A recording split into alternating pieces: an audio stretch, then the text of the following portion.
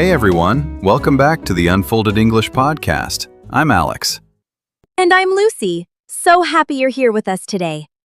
Okay, imagine this. You walk into a clothing store. You see a jacket you really like. You want to ask, "Do you have this in my size?" But your brain goes blank. You just touch the jacket, look at the price, smile, and walk away. Oh no, yes! Or you want to try something on, but you don't know how to say it. So you just stand there, holding the clothes. Very awkward. Exactly. You want to ask for help, but the words don't come. And then at the cashier, they ask you something, cash or card, and you panic. This happened to my friend last week. The cashier asked, "Do you need a bag?" And she just said, "Yes, no, okay." She didn't understand the question at all. That's such a real moment. Shopping should be easy, but English makes it stressful. So today, we're going to fix that. We'll show you simple, useful phrases you can use in a store. Yes, how to ask for a size, how to try clothes on, and how to pay with confidence. These are phrases you can use today. Real English for real shopping. So next time you walk into a store, you won't walk out silent. You'll walk out with your new clothes and your confidence. Let's get started. All right, let's build your shopping confidence step by step. Today we have 4 simple tools.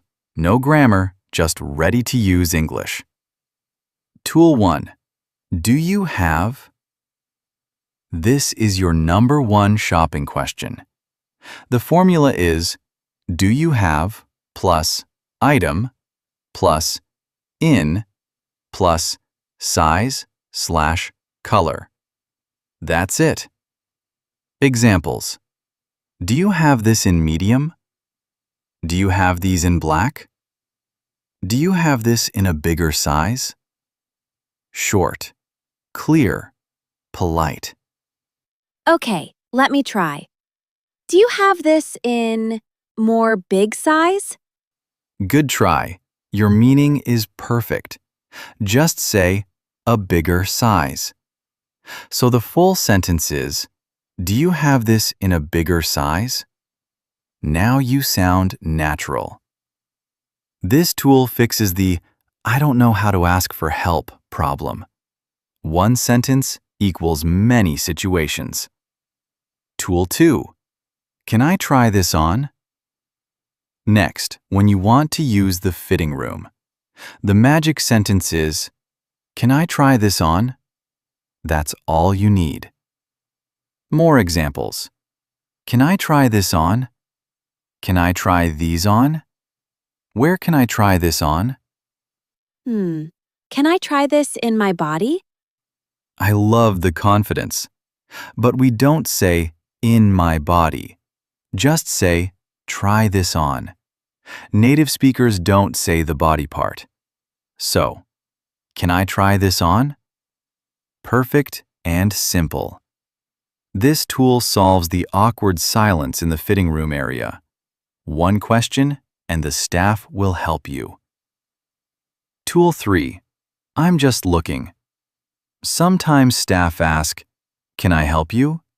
But you're not ready. Use this polite shield. I'm just looking, thank you. More examples. I'm just looking. I'm just looking for now. I'm just looking, but I'll ask if I need help. Let me try. I'm only looking. No help. Nice meaning. To sound softer, say, I'm just looking, thank you. Adding thank you makes you sound friendly. This tool fixes the I feel rude problem. You can say no and still be polite. Tool 4. I'll take it. You like the item. You want to buy it. Don't say long sentences. Just say, I'll take it. Examples. I'll take it. I'll take this one. I'll take these. At the cashier, I'll pay by card. Can I pay by card? Do you take cash? Okay, I'll buy this. That's correct. But I'll take it sounds more natural in stores. Short and confident. This tool solves the I don't know what to say at the end problem. It closes the conversation smoothly. So today you learned 4 shopping tools. Do you have this in? Can I try this on? I'm just looking, thank you. I'll take it. 4 sentences. So useful, so easy. You don't need perfect English. You just need the right tools. Next time you go shopping, try one of these. Small sentence, big confidence. Alex, can I be honest? Always. What if I use the wrong word? Like, do you have this in big? Or my pronunciation is not clear. What if the staff doesn't understand me or laughs? That's a very real fear. But here's a powerful truth. People in stores are listening for meaning, not for perfect English. They want to know, do you want a size? Do you want to try it on? Do you want to pay? If they understand your meaning, communication is already successful. I once heard a learner say, I want to try this clothes body. Was it perfect? Number? Did the staff understand? Yes. They smiled and showed the fitting room.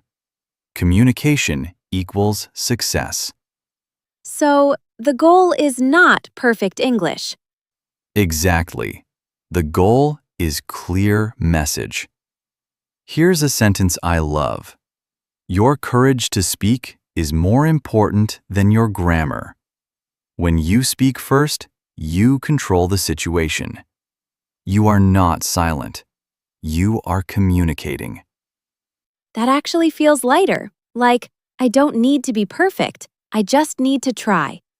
Yes, these tools are not for perfect sentences.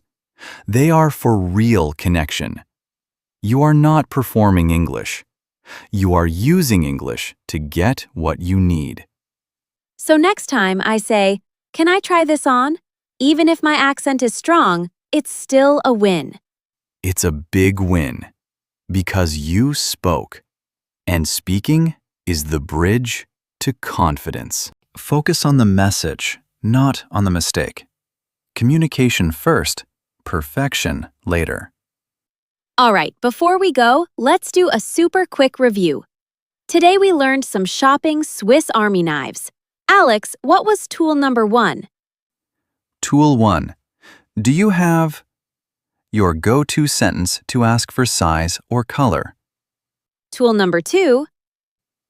Can I try this on? Your fitting room key. Tool number 3. I'm just looking, thank you. Your polite way to say no. And the last one? I'll take it. Your confident way to buy. 4 tools. Simple, useful, ready for real life. And remember, communication first, perfection later. Okay, quick question for next time. What do you say when someone speaks too fast and you don't understand? Do you just say, what? Or do you stay silent? Next episode, we'll give you polite, natural ways to say, could you say that again? A little slower, please. What does that mean? So you can control the conversation with confidence. Real English, real situations, step by step. Hey friends, before we really say goodbye, we want to hear from you. Yes, today we learned 4 shopping Swiss Army knives. Do you have, can I try this on? I'm just looking, thank you. And I'll take it. So here's our question for you. Which of these 4 tools are you most excited to try in real life? Or have you already tried one? What sentence did you use? Don't worry about mistakes. We love seeing your attempts. Just share your sentence or experience in the comments. We promise we read every single comment, and we'll pick a few to share or give feedback in our next episode. Yes, your sentences could inspire other learners too. We can't wait to see what you come up with. So go ahead, drop your shopping sentence in the comments. All right, friends, before we really go, here's a little challenge for today. Pick one favorite tool from today's episode, just one, and try to use it today if you can. Even if it's just speaking to yourself in the mirror, it counts. Every small step matters. The fact that you spent time learning English today, that's already progress. Micro actions, repeated, lead to real change. Thank you for listening. If you found this helpful, subscribe so you don't miss future episodes. Here's a little reminder as you go about your day. Communication is about connection, not perfection. Unfolded English, learning English together, one conversation at a time. See you next time.